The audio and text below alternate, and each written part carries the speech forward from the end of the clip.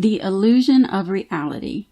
The scientific proof that everything is energy and reality isn't real. The further quantum physicists peer into the nature of reality, the more evidence they find that everything is energy at the most fundamental levels. Reality is merely an illusion, although a very persistent one. Albert Einstein. What else can we do in the face of what scientists have discovered about reality? It's unbelievable, fantastic, and it's quite clearly showing that everything is energy at the most fundamental levels. Here's a really brief peek at the shocking things quantum physicists now know about our reality.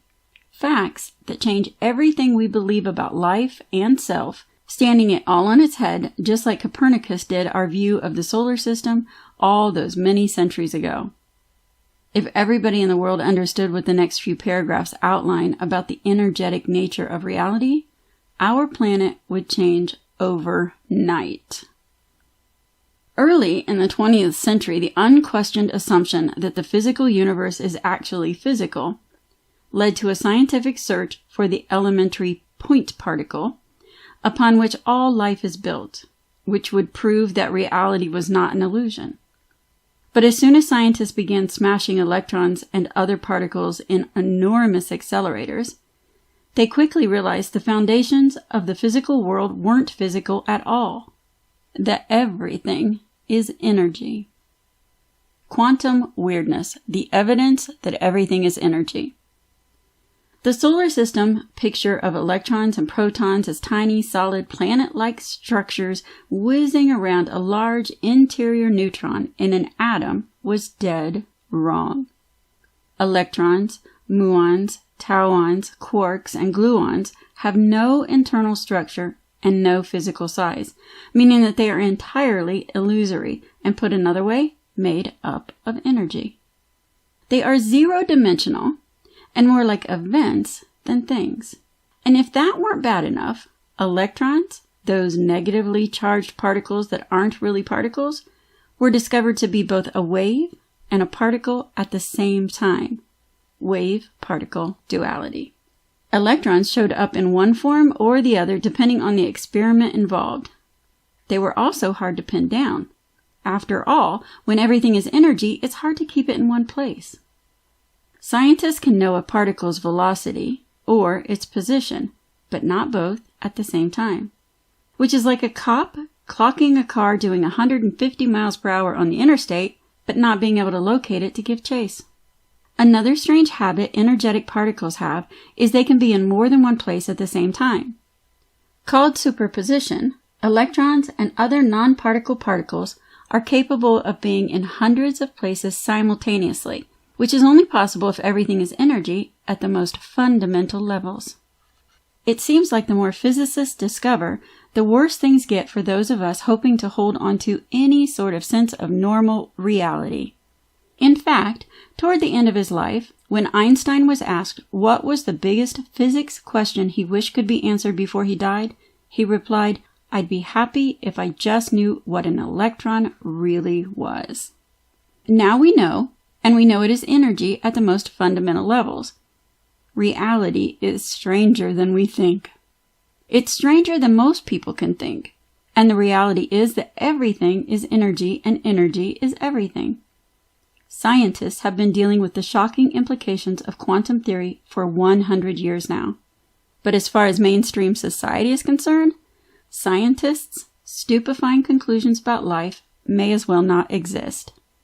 It's the same old as far as the ego matrix is concerned. And yet, quantum physics has amazing things to say about the energetic nature of the reality that can free our mind from its superstitions and restrictions. Wave-particle duality casts doubt upon the very foundation of the scientific method itself, objectivity, and the necessary separation of the scientist from the experiment.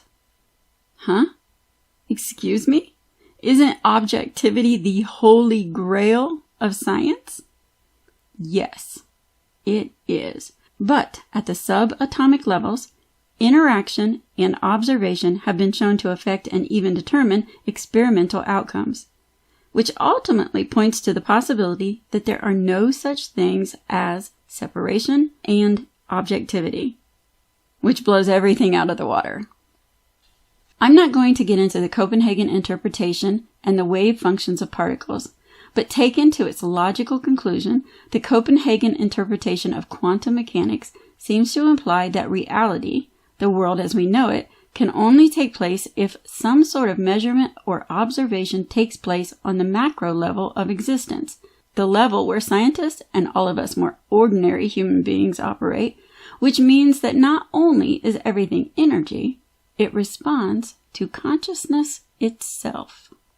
In other words, it's possible that unless some agency, such as human consciousness, interferes, particles remain in a probabilistic energy wave state and never actualize into one location in particle form at all.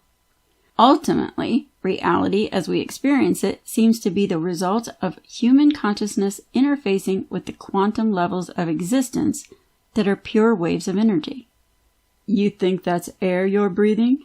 Morpheus asks Neo in their martial arts sparring scene in The Matrix. Think again. Morpheus is trying to get across to Neo that everything he thinks is real is actually only information that the brain receives and translates into a picture called reality. Amazingly, scientists are beginning to think the same way, understanding that energy is everything and energy is information in its purest sense.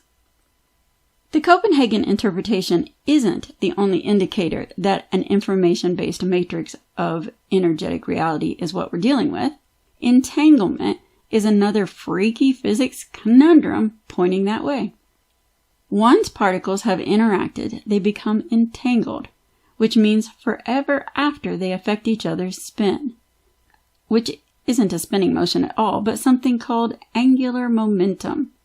They are connected by an unseen energy of force that permeates everything. It's as if once two particles have kissed, they become lifelong pen pals. No matter how far apart they get, if scientists change the spin state of one entangled electron, it's guaranteed its partner's spin state will change in the opposite direction in response. Every time. Instantaneously. Even if they're a million light years apart, this can only happen if everything is energetically connected on some level. Which means either we ignore Einstein's theory of special relativity and its prohibition against faster-than-light travel for an information-bearing signal and accept that particles are somehow breaking the speed limit and communicating instantaneously across vast differences, or everything is energy and somehow connected at the subatomic level. And I mean everything. And entanglement is revealing why. Replicated studies show that living cells can instantly communicate over distances. One of the simplest experiments involves a batch of algae cells grown in a petri dish. After a few days, the cells are divided into two batches. One batch remains in the original dish, and the rest of the cells are whisked away to a different laboratory. When the original group of cells is stimulated by a low-voltage current, the separated group of cells in the lab miles away reacts in precisely the same way to the same degree at the exact same instant that the stimulated cells reacted to the charge. And when the separated batch is stimulated, the home team cells react instantaneously as well. What on earth is going on? If everything from entangled electrons to atoms to living cells is actually hooked up and intercommunicating somehow, then connectivity just might be the key to a whole new way of understanding the universe. When we shift to the paradigm that everything is energy, suddenly many seeming conundrums begin to make a lot of sense. So far, the hunt for a medium of information exchange has led scientists on a merry chase, cooking up vortices and wave theories, space-time twists, superstrings, and quantum foam. Even the ancient concept of ether has been resurrected as a possible answer to entanglement. But the simplest, most elegant theories take us straight back to the Matrix and the idea that everything is energy and information when all is said and done. Noted English mathematical physicist Sir Roger Penrose theorizes that at the level of the Planck scale, an unfathomably small and unimaginably energetic scale at which even quantum field theory breaks down, the entire universe is actually pure, abstract information. Not information in the usual sense of the term. Penrose isn't talking about words or binary code. It's not electromagnetic waves carrying pictures or other electronic signals. Things like microwaves are positively gigantic compared to the Planck scale. Rather, Penrose believes the Planck scale is the abstract realm of ideals that Plato talked about, an intangible substrate of absolute coherence and mathematical geometry from which the physical world is derived and formed. Dr. Stuart Hammerhoff, anesthesiologist and consciousness studies expert, professor at the University of Arizona, and co-author of numerous articles with Penrose, says, "We really don't know what the right answer is at this point, except to say that at that scale, there's some kind of coarseness or irregularity.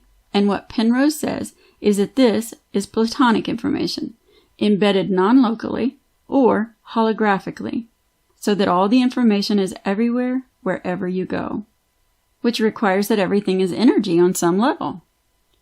American theoretical physicist David Bohm has also created a model where the entire universe and every particle in it comprises an explicit order, resulting from active information contained holographically, which means energetically, in an underlying implicate order, which means that everything that exists contains the information of everything else that exists. The information of the entire universe is contained holographically and energetically in every single cell. It's hard to grasp when we're sitting in traffic or waiting in the doctor's office to get a flu shot, but science is revealing that our world is more of an energetic idea than anything else. As the famous Austrian theoretical physicist Erwin Schrödinger put it, what we observe as material bodies and forces are nothing but shapes and variations in the structure of space. Particles are just Schaumkommen, appearances, that essentially everything is energy. I used to lie in bed at night for hours wondering how my hand and my pillow, the parquet tiles on the floor in my bedroom, and the sultry night air wafting over my body could all be nothing but intangible, energetic information. How was it possible? It was crazy. I mean, come on. This stuff is real. But what is real? How do we define it? As physical beings, as apparently physical beings, of course we would define reality in physical terms.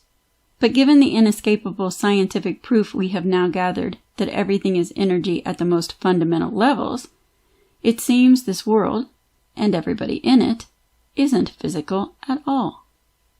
Whether we call it the unfolding implicate-explicate order, irregularities in the fabric of space, Planck scale information, or Platonic ideas doesn't matter.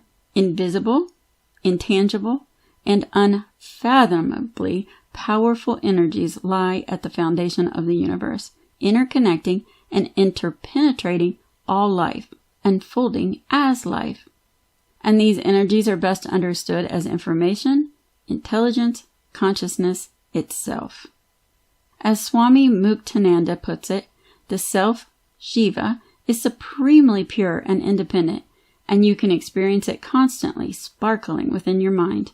It cannot be perceived by the senses, because it makes the senses function. It cannot be perceived by the mind, because it makes the mind think. Still, the self can be known, and to know it, we do not need the help of the mind or the senses. Bottom line, matter and energy, information and consciousness are just different ways of looking at the same thing. And if we include the experience of mystics who have directly grasped and taught that everything is energy and about the unified consciousness of creation for millennia, we can add the word self to this interchangeable mix as well. Self equals intelligence, equals information, equals energy, equals mass equals life equals God equals spirit equals consciousness. It's all the same thing. It's all one thing, and everything is energy. Practice redefining reality. When I'm driving or lying awake in bed at night, instead of trotting out the same old tired ego worries, I consciously shift gears and contemplate bigger things, which is a great way to start moving into an expanded consciousness and alignment with reality as it is, which is energetic holographic, of course. There's a lot to contemplate in this. Take notes. When you've got some downtime, which you're creating, think about this stuff. Here are a few topics to prime the pump. You've never actually touched anything in your entire life. Electron repulsion between your fingertips and another person's hand, or a piece of clothing, or a hairbrush makes touching any other thing impossible. Plus, at the subatomic level, everything is energy and nothing is really tangible anyway. What gives you the impression of touch? Why do we experience the world as tangible if it's not tangible? How is this possible? What makes something real? What is meant by the world? Is the world real if it isn't physical? What force or medium could possibly create and support the appearance of tangible things that are but mere Shamkaman appearances?